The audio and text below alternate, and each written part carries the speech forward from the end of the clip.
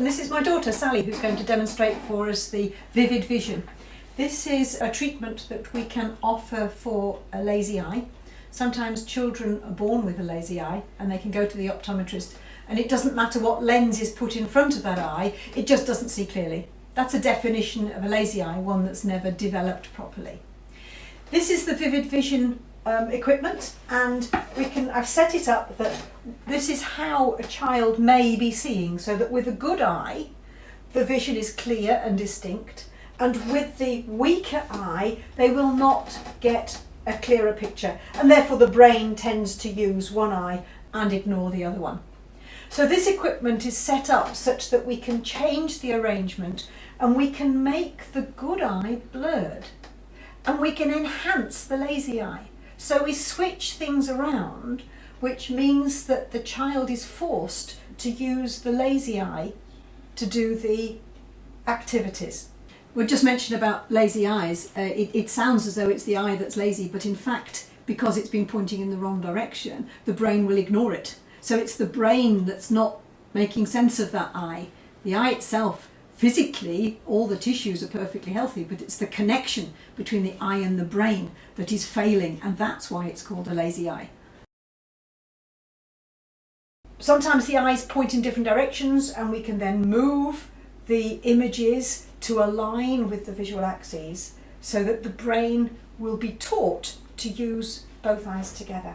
Those who have a lazy eye really know nothing different. They've been born with it and they accept it, and for them it's perfectly normal.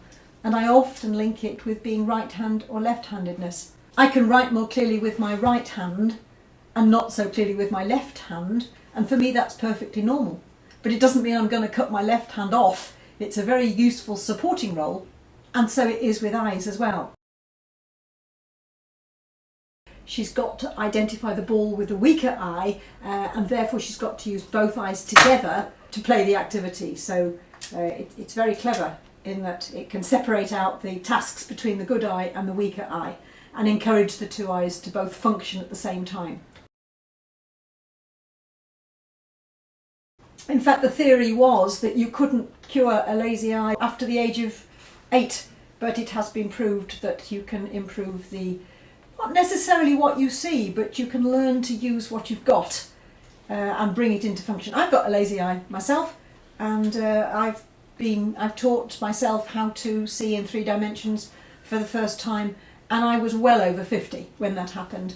And it's been quite a revelation, which is why I've come into this business. It is more easily cured or corrected when the child is younger, but I think typically the current thinking has been to cover one eye over and make the weaker eye work, which is fine, but I think what we really want to get is the two eyes working together as a team and not just one eye on its own. It's the knitting together of the two eyes that's important to create the sense of stereopsis and 3D vision, so that you know where things are in space and when they are.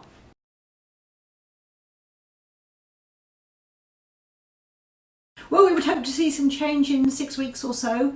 They enjoy doing it, and it's just a matter of the brain accepting that that eye is there, taking the information in and using it. And I think without any training, the temptation is just to ignore that eye, and it just goes back to bed and it's not used. But even if it doesn't see so clearly, it's amazing what a weak eye can do. And I speak from experience. Sally, what's it like? Taking some getting used to, but it's fun, and it's making my eyes try and work together.